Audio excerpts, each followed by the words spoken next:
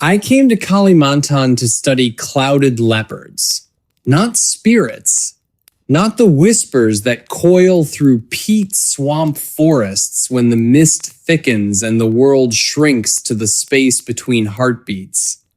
I came for science, for camera trap footage of Neophilus diardi moving through the understory, for scat analysis to map their dwindling territory, for data points to add to a conservation report that might, just might, slow the spread of palm oil plantations devouring this ancient ecosystem. My reasons were practical, my equipment precise. Motion sensor cameras sealed against humidity, GPS trackers calibrated for dense canopy, a field journal filled with grids and timestamps, and the careful notations of a man who believes in measurable reality. I am a wildlife biologist, a rationalist. I trust what instruments record, not what the mind conjures in isolation. I came here because the silence appealed to me, not the absence of sound, but the absence of demand. No emails, no grant deadlines, no voices asking things of me, just the slow pulse of a forest older than memory. But the forest doesn't care what you came for.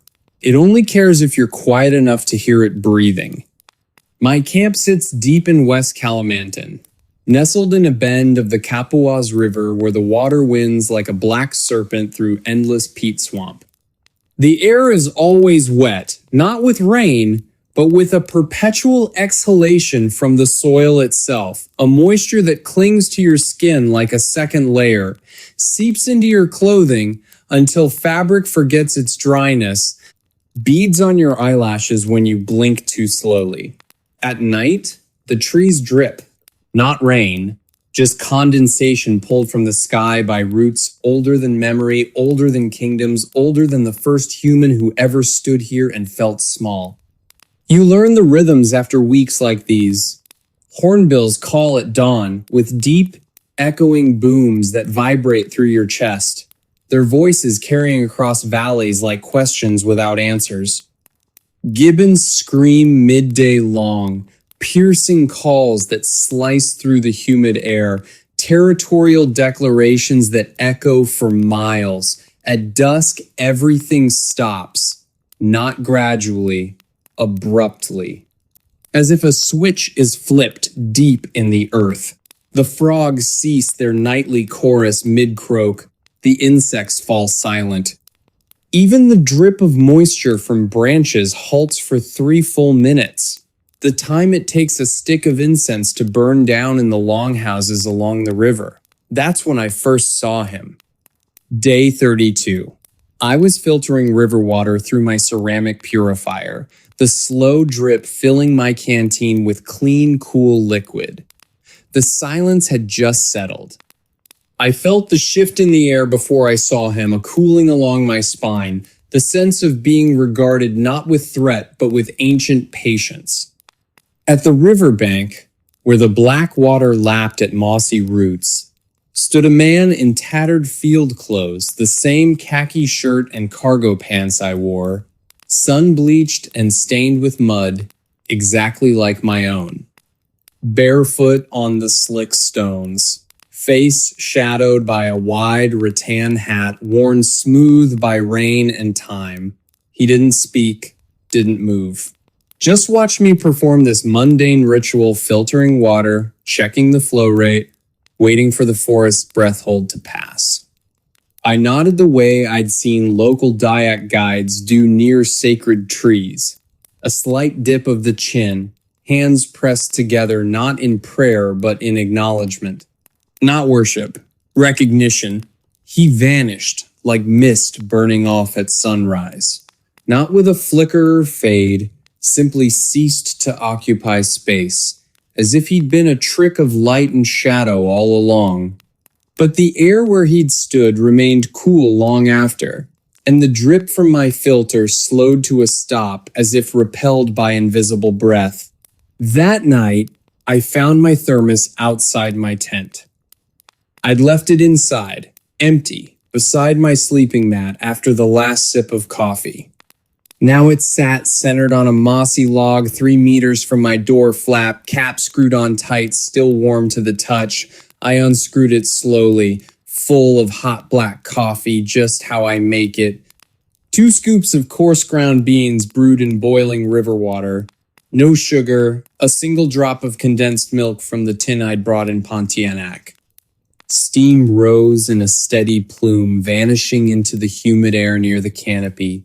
I didn't drink it, poured it carefully onto the moss beside the log, a gesture I didn't understand but felt compelled to make. The scent lingered for hours, dark roast and river water, and memory. Next morning, my journal lay open on the mossy log. I'd closed it the night before, tucked under my pillow. Now it rested precisely centered on the wood grain, weighted by a smooth river stone I kept in my pack. Open to yesterday's entry. No leopard sightings. Camera trap 4 malfunctioning, likely humidity damage.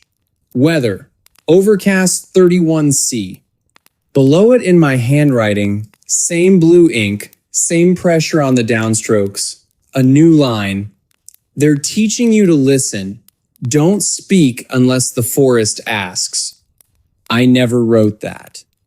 But the slant of the T's, the way the I's were dotted with a slight rightward flick, mine. Uncannily, impossibly mine. I ran my fingers over the letters. The ink was dry, hours old. Yet the page smelled faintly of orchids and wet earth. 2 days later, needing to check my northern camera traps and clear my head, I hiked to the burial tree, a massive ironwood, so ancient its trunk measured 20 men around, wrapped in faded red cloth tied by generations of villagers. Human bones, bleached white by sun and rain, tucked carefully in its hollows like offerings. Locals call it Poon Tuan, the ancestor tree. They say it holds the memories of those who walked before, that it speaks to those who listen with more than ears.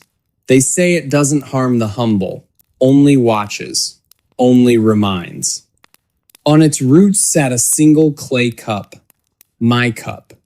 The one I'd bought in a riverside market near Sintang, hand-thrown, glazed in earth tones, chipped at the rim from years of fieldwork.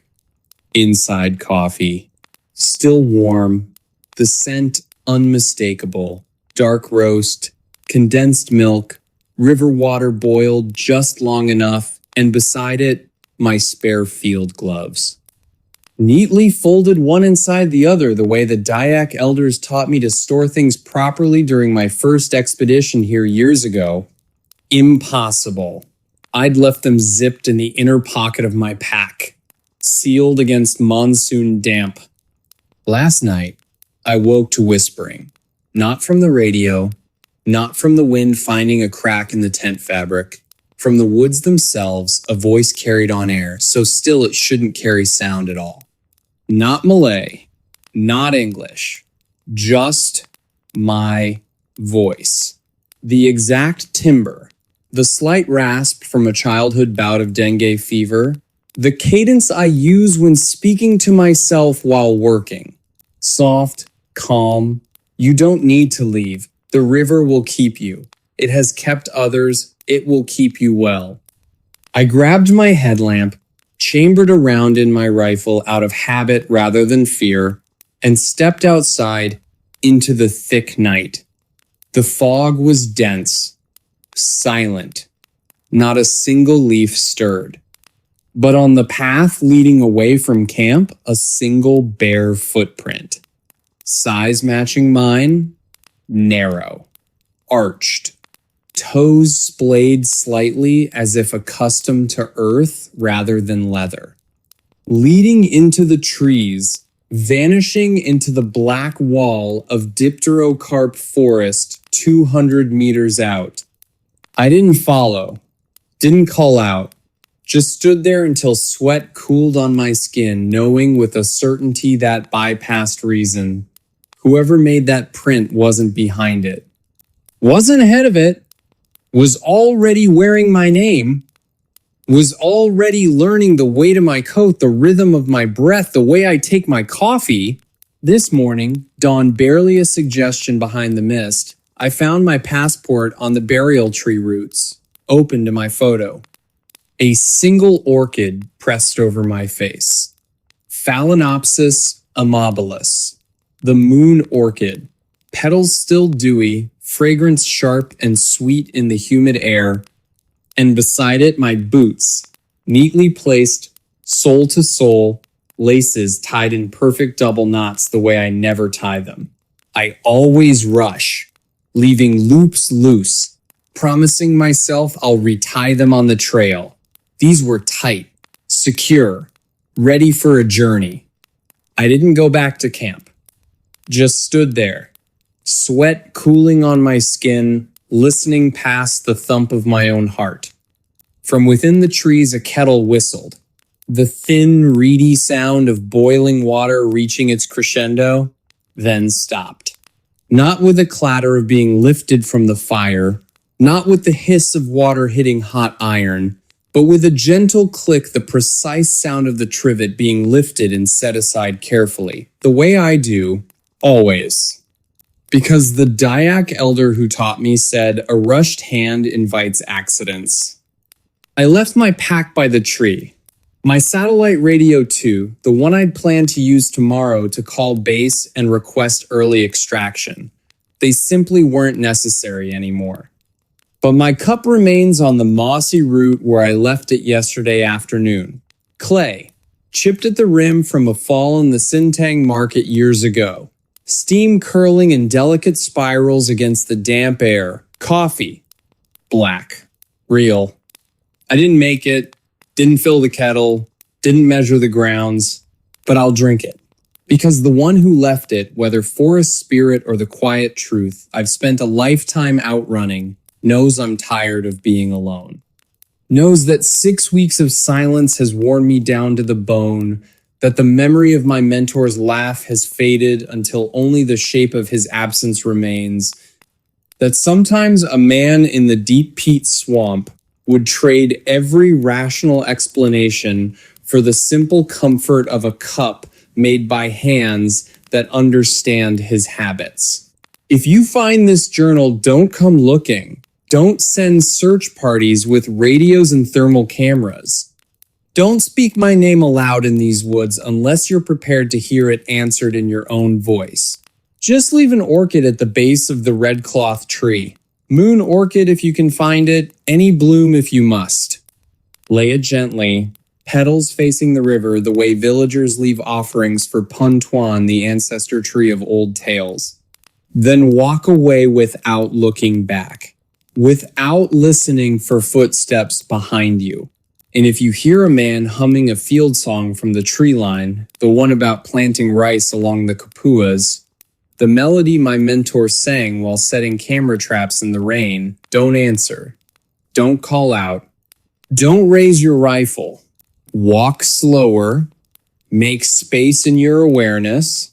Let the song pass through you like mist through dipterocarps. He's not lost. He's home.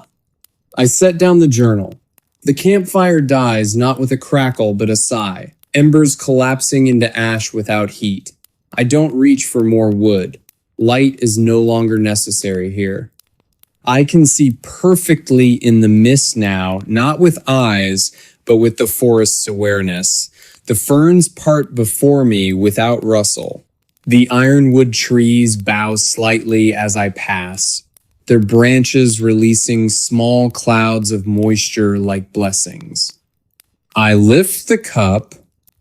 The coffee is still warm. I drink slowly, tasting not bitterness but belonging, the mineral depth of Blackwater rivers, the patience of ancient peat, the quiet joy of roots drinking deep beneath swamp. When it's empty, I place it gently on the mossy root beside the gloves. It will wait there for the next one, the one who comes listening instead of recording. The one who hears the 3-minute silence not as emptiness, but as invitation. I step away from the tree without looking back. My body moves differently now, lighter, sure-footed, on the forest floor without boots, without fear. I walk toward the riverbank where the Kapwas flows black and still, reflecting nothing. Halfway there, I pause. Turn back toward the south, where Pontianak glows faintly through atmospheric haze far beyond the horizon, where my sister is probably making coffee in her cramped apartment, humming that same field song without knowing why it comforts her today. I open my mouth, no sound comes out, but the forest carries it anyway, a vibration through root and stone and river water.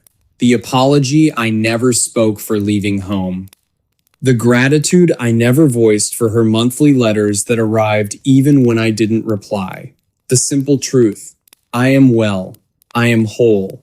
I am where I was meant to be. The mist swirls in response. Not wind, acknowledgement. I turn and walk into the trees. They part without sound. My feet touch earth that has never known shoe leather. And for the first time since I was a boy, hiding under the bed during thunderstorms, listening to my mentor's footsteps approach, I am not afraid of the quiet. I am the quiet. I am the 3-minute stillness that makes frogs fall silent. I am the steam rising from a cup left for the lonely. I am the footstep behind you on the trail that isn't yours, yet feels familiar. The forest breathes, I breathe with it, and somewhere deep in the peat swamp, a clouded leopard lifts its head not toward the path, but toward the burial tree, sniffing the air, ears twitching, sensing the new presence that walks these slopes now. Not ghost, not memory, but guardian.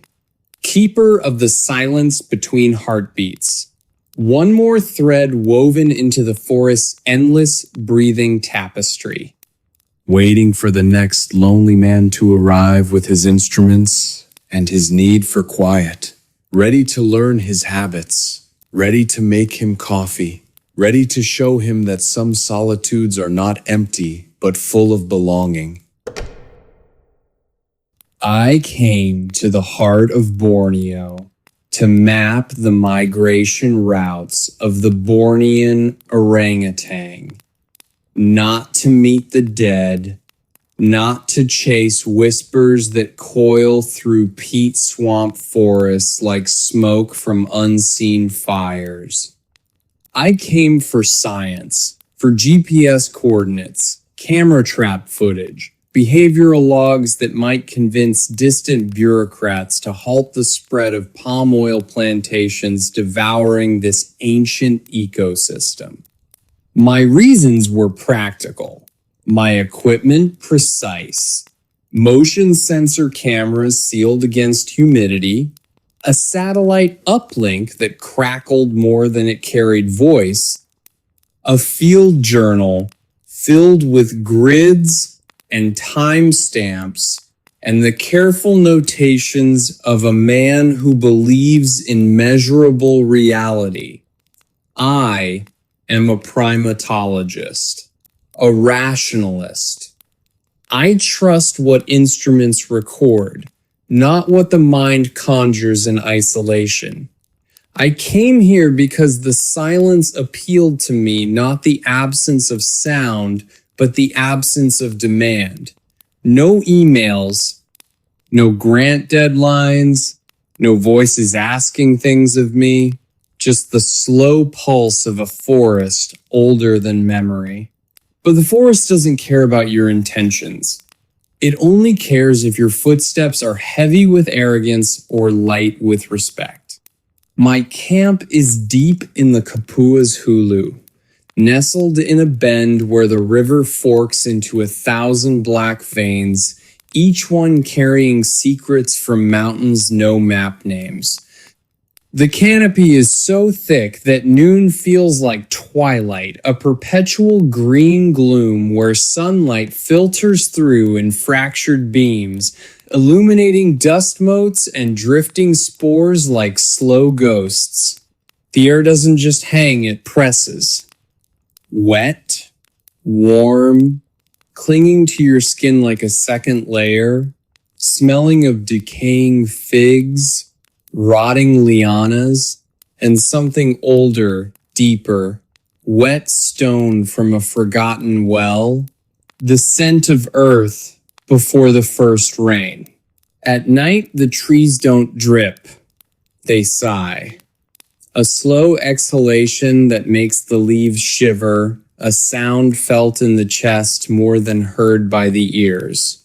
You learn to sleep with your mouth open, breathing in the forest's breath until your own lungs forget their rhythm. I've been alone 7 weeks, long enough for the city self to slough away like dead bark, long enough to learn the true silence not as absence, but as presence. Orangutans grunt at dawn, their calls muffled by mist, low and guttural, a language of reassurance between mothers and infants hidden in the high canopy. I've recorded 3 distinct family groups, noted their feeding patterns, their avoidance of areas near logging roads. None of them vocalize after sunset. That was my first clue that something here operates by rules no field guide documents. Hornbills glide silent over the canopy by midday, great pied hornbills with wingspans wider than my arms, shadows passing over shadows, their flight so effortless it seems they're not moving at all, but the forest is flowing beneath them. At dusk, the cicadas stop. Not all at once, one by one, like lights being switched off down a long corridor, until the last holdout falls silent. Then comes the breath hold. 3 minutes where even the frogs forget how to croak, where the wind dies between one rustle and the next, where the very air seems to pause mid-inhale. Locals call it nafas hutan, the forest breath. During those 3 minutes, you don't move. You don't speak. You simply exist, waiting to see if you're worthy of being noticed. That's when I first felt it. Night 43. I was checking my camera traps near a strangler fig, its roots coiled like sleeping serpents around the host tree, bark slick with moss and condensation. The breath hold had just settled. I felt the shift before I saw anything. A pressure change in the air, the sense of being regarded not with threat, but with ancient patience. Like the space behind me had thickened, grown dense with attention. The hairs on my neck stood up. I turned slowly, rifle within reach, but not in hand. Nothing. Just the green gloom and the smell of wet earth and decaying fruit. But on the mossy trunk of the fig, at eye level, 3 parallel scratches, fresh, deep, not claw marks too straight, too evenly spaced, too deliberate, like a signature or a question. I didn't run, didn't raise my voice. I bowed my head the way the old man in Putusabo taught me before I left, his hands gnarled like tree roots, his eyes milky with cataracts but sharp as flint. The forest sees pride, he'd said, pressing a strip of white bark into my palm. It eats it. Walk like you carry water on your head. Light, careful, listening. That night, unable to sleep, I checked my gear before bed. My water filter, I'd left it inside, disassembled on its hook to dry after filtering the tannin black river water. Now it sat on a flat stone by the riverbank, clean, assembled, filled with clear water. Impossible.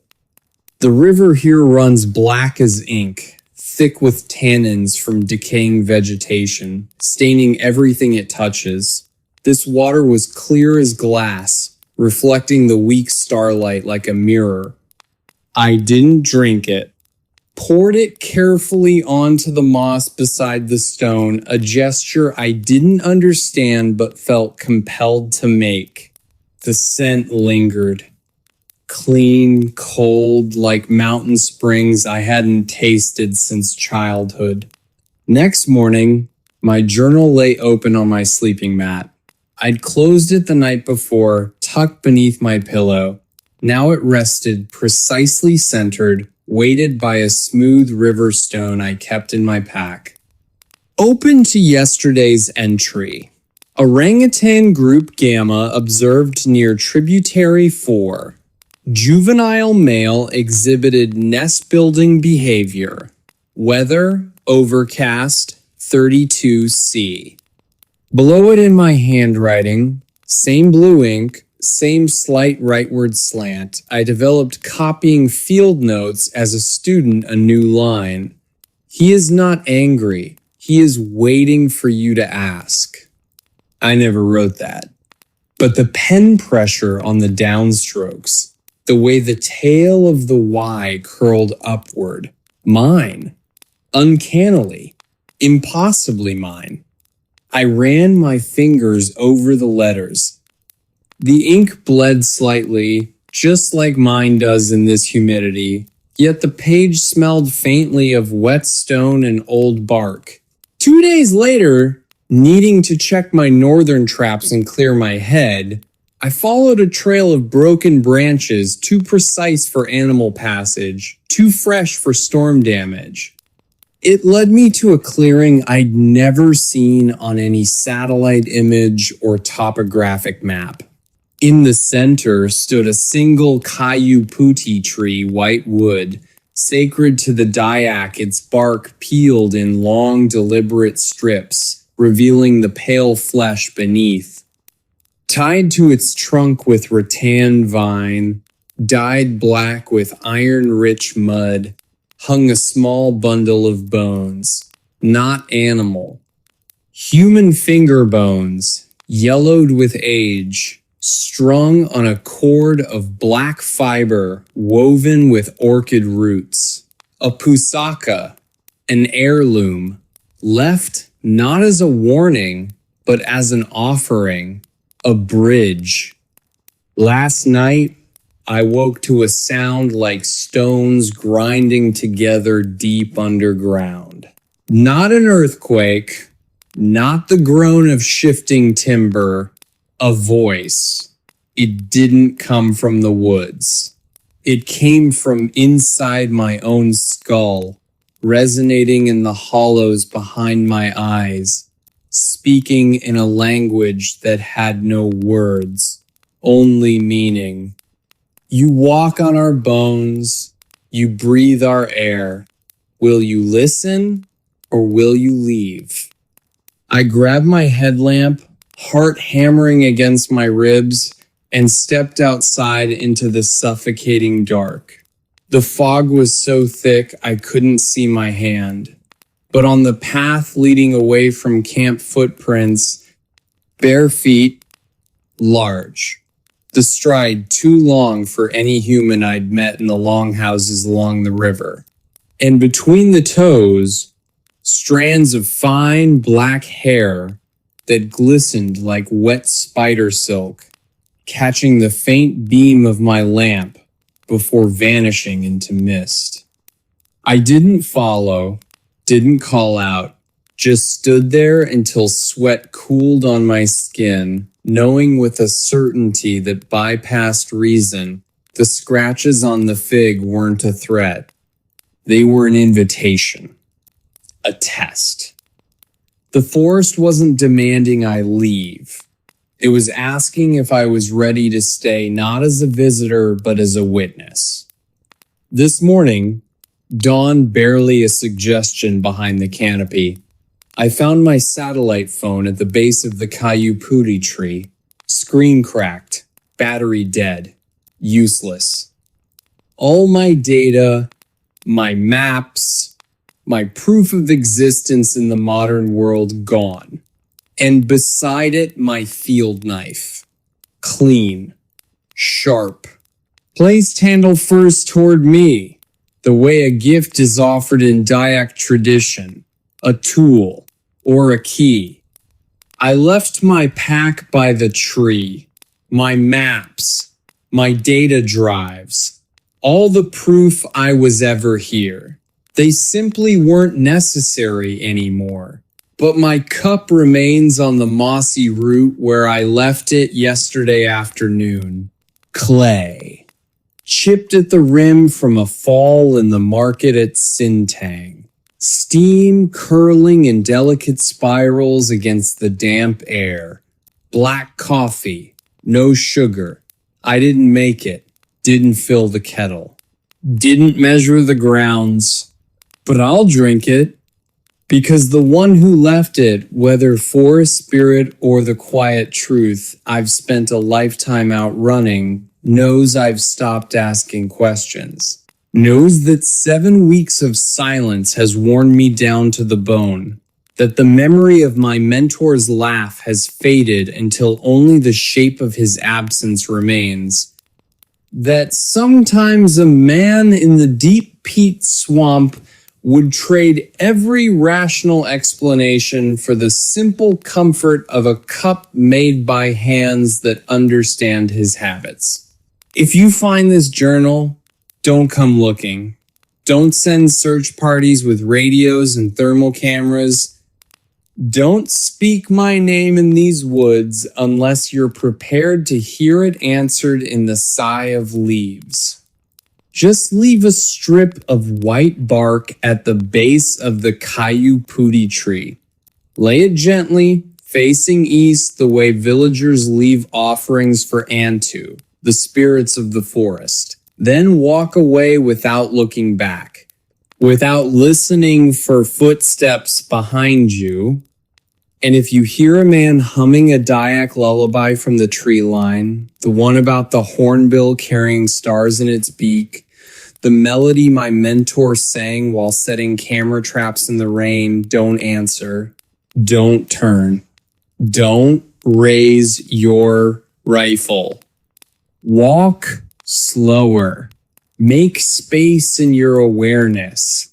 Let the silence fill the space between your steps. He's not lost. He's learning the language of roots, the slow speech of mycelium networks, the creak of ancient timber, the whisper of water through peat. He's becoming part of the breath hold, the watcher in the green gloom, the reason orangutans fall silent when a stranger walks alone. The forest breathes. He breathes with it. And somewhere deep in the heart of Borneo, a great ape lifts its head not toward the path, but toward the Cayuputi tree sniffing the air, eyes wise with centuries, sensing the new presence that walks these slopes now. Not ghost, not memory, but guardian, keeper of the silence between heartbeats. One more thread woven into the forest's endless, breathing tapestry, waiting for the next lonely man to arrive with his instruments and his need for quiet, ready to learn his habits, ready to make him coffee, ready to show him that some solitudes are not empty but full of belonging. He's home. I've been a seasonal ranger at Black Pine Wilderness for 8 summers. Not because I love the view, though. The jagged spine of Sentinel Ridge cuts the dawn sky like a blade, sharp enough to split memory from longing. Not for the solitude, though. Some days the only voice I hear is my own, echoing off canyon walls until it sounds like someone else answering back. I stay because out here, the world makes sense in a way it never did back in the city, where everything felt provisional, temporary, built on sand. Here, trees grow toward light with patient certainty. Rivers carve their own paths through stone without asking permission. Animals leave tracks you can read like sentences. Coyotes trot hurried, opportunistic. Elk stagger, heavy, deliberate. Bears heavy lope, ground shaking, sovereign. Everything has a reason, a rhythm, a place. Even the wind knows its name in these pines. Until last week. It started with the light. Not a plane blinking through high clouds. Not a satellite drifting on its silent orbit. Not even the flicker of distant campfires from illegal squatters or lost hikers. A single white orb hovering over Sentinel Ridge every night at precisely 3:17 a.m. No sound, no movement, just watching.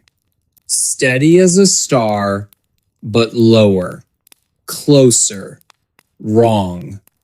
It didn't flicker like bioluminescent fungus or pulse like drone LEDs. It held its shape, its position, its silence with an intention that made my skin prickle even through layers of wool and canvas. I logged it in the duty book with clinical detachment. Unidentified aerial phenomenon, stationary white luminescence, no thermal signature, duration 12-18 minutes. Called it into dispatch. Static crackled for 10 seconds. Then a tired voice said, "Probably Venus. You're at high elevation. Clear skies, Venus gets bright this time of year. Seen it myself up near Glacier." But Venus doesn't vanish the moment you raise binoculars to your eyes. Venus doesn't drift 10 degrees west when you shift your stance to get a better angle. Venus doesn't follow you through the trees when you hike back from checking trail markers after dusk, staying just beyond the edge of your headlamp beam like a shadow with its own gravity. 2 nights ago, I woke not to the usual chorus of great horned owls calling across the valley or the whisper of wind through ponderosa pines, but to silence. Not quiet, not stillness. True silence, the kind that presses against your eardrums like deep water, like standing inside a vacuum chamber, like the forest had been unplugged, no owls, no crickets, no rustle of deer in the underbrush. Even Black Creek, which babbles year-round over smooth basalt stones, had gone mute, no gurgle, no splash. Just dry bedrock exposed in the moonlight, though rain had fallen 2 days prior. The air itself felt thick, charged, as if holding its breath, waiting for something to break.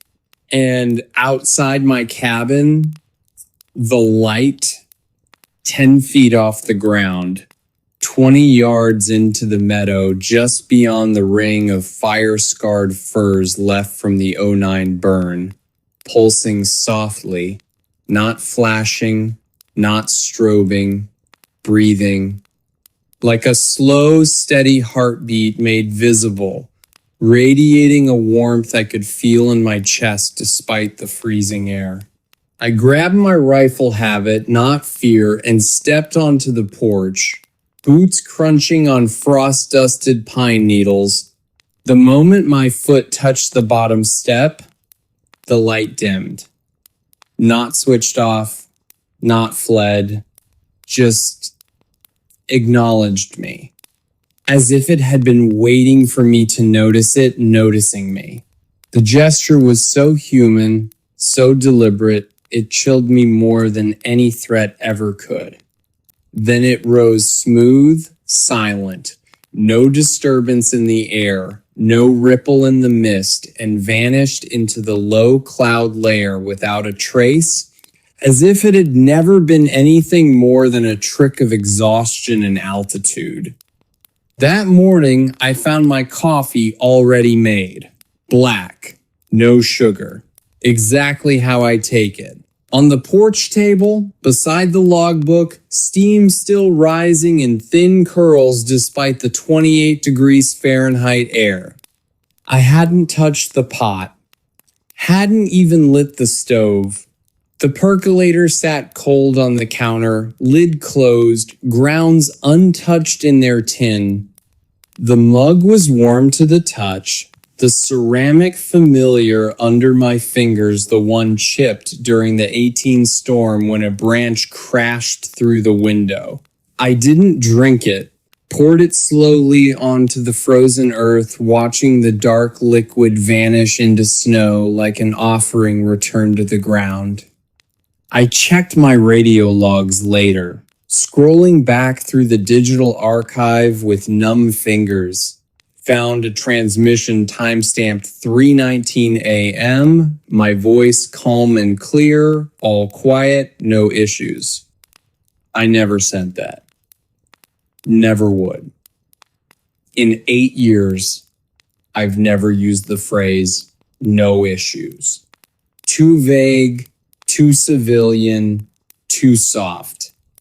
I say, sector secure, or perimeter stable, or negative contact. No issues is what tourists say when they mean, I didn't see anything scary, or worse, I wasn't paying attention. And I don't sound like that. My voice on comms is clipped, efficient, stripped of all unnecessary syllables. This was soft. Resigned, like someone who'd stopped fighting, who'd finally understood that resistance was the real illusion. Yesterday, needing proof, or maybe just needing to move, to feel my muscles burn instead of my mind race, I hiked to the ridge at first light, checked every inch of the eastern slope for scorch marks, landing struts, drone debris, anything human, anything explainable. Used my thermal scope, my metal detector, even sifted soil samples through a fine mesh. Found nothing. No footprints but my own, no broken branches, no unnatural heat signatures, no fibers, no residue, no electromagnetic anomalies, but on a flat basalt stone near the summit, my thermos. The old stainless one dented from a fall down Devil's Gulch in 19, the dent shaped like a crescent moon, full of hot coffee. Steam rising in the thin mountain air, vanishing into the blue haze, and beside it a single pine cone from a lodgepole pine, arranged perfectly upright on its base, scales aligned with geometric precision, each bract pointing true north like a compass needle, not dropped, not blown there by wind, placed like an offering, or a signal, or a test. Last night, I didn't sleep. Sat by the window with my rifle across my knees, watching the digital clock tick toward 3:17 like a countdown to inevitability. When the numbers flipped, the light appeared not on the ridge, but just beyond the tree line, 50 yards from the cabin, closer than ever, brighter, more defined. I could see now that it wasn't perfectly round. It had depth, texture, like a sphere of condensed mist holding its shape against physics. I stepped outside without hesitation. Boots unlaced, jacket open, hat forgotten on the hook. The cold bit, but I barely felt it. My body knew something my mind was only beginning to accept. The light didn't move, didn't pulse faster, just hung there, waiting, patient as bedrock. I walked toward it, slow, deliberate, each step measured, grounded. With every footfall, the air grew colder, not winter cold, not the dry bite of high-altitude frost, but an empty cold. The kind you feel standing in an abandoned house long after the family's gone, or staring into a well at midnight and hearing your own breath echo back from somewhere it shouldn't. A cold that doesn't come from temperature, but from absence. Like walking into a room with no walls, no floor, no sky, just void wearing the shape of forest, and within it something watching with ancient eyes. 10 feet away, I stopped. Breath fogging in slow pulses. Heart steady now, not racing calm, like before a storm breaks. The light pulsed once, brighter, warmer. For a second, I saw not white, but gold, like sunlight trapped in amber resin, like the glow inside a raven's eye at dawn. Then, a voice. Not from the orb, not from the trees, from behind me. Close enough to stir the hair on my neck, close enough to feel the warmth of its breath on my ear. My voice, but softer.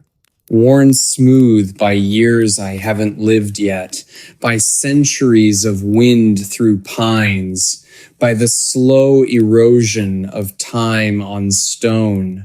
You don't need to leave.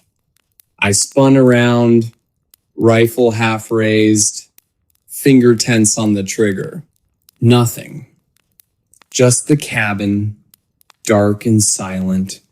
Windows reflecting starlight like dead eyes. The porch, empty. The meadow, still. But on the cabin door, my handprint. Fresh. Damp. Left palm, fingers spread wide, pressed against the weathered wood with gentle pressure, facing outward. Like someone had just stepped out. Like I'd been standing there moments before, looking back at myself with understanding. This morning, I found my journal open on the desk. I'd closed it last night, tucked under the radio like a shield. Now it lay centered on the scarred pine surface, weighted by the river stone I keep from my first summer here, a smooth black oval from Black Creek, worn by centuries of flow. Open to a blank page, except for one new entry in my handwriting. Same ink, same slant, same pressure on the downstrokes, same slight hook on the T. It's not taking me, it's becoming me, so the watch never ends. I didn't write that, but I believe it. Because part of me, the part that's been lonely since my brother died in that wildfire up north, the part that talks to the ravens like they understand, the part that leaves extra food on the stump for the old coyote with the missing ear wants to stay, to stand on this ridge forever, watching, waiting, being watched back by something older than borders, older than rangers, older than the word wilderness. Something that doesn't want to consume me, but to complete me. I left my pack inside. My satellite phone, my badge, my maps, all the proof I was ever part of the world beyond these pines, they simply aren't necessary anymore. The forest doesn't care about credentials, it cares about presence. But my cup remains on the porch. Ceramic. Chipped at the rim from a fall during the 18 storm, steam curling in delicate spirals against the cold air, coffee, black, real.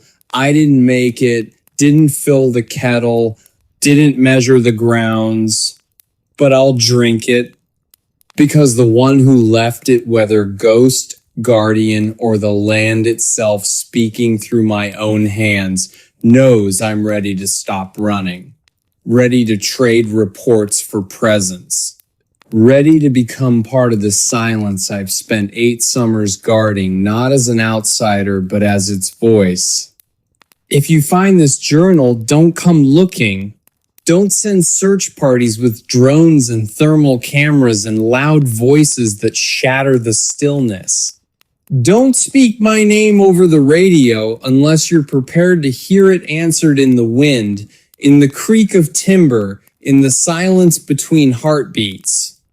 Just check the ridge at 3:17 a.m.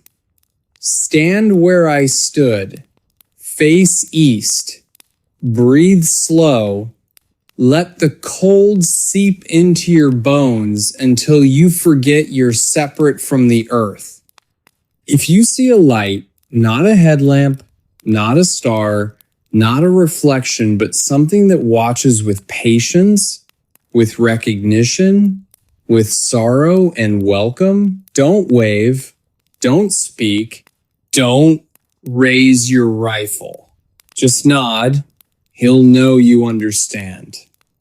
And if you hear a ranger's voice whisper your name from the trees, not loud, not urgent, just a breath of sound between the pines, carrying the scent of pine resin and old snow, don't answer. Don't turn. Don't call out.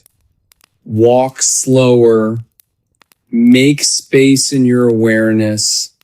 Let the silence settle around you like snow, like forgiveness. He's not lost. He's the reason the coyotes fall silent at 3:17. He's the warmth in the cup left on the porch in freezing air. He's the handprint on the door that faces outward, not fleeing, but welcoming. He's the watcher who finally let himself be seen. He's the voice that says, sector secure, not to dispatch, but to the stars. He's home,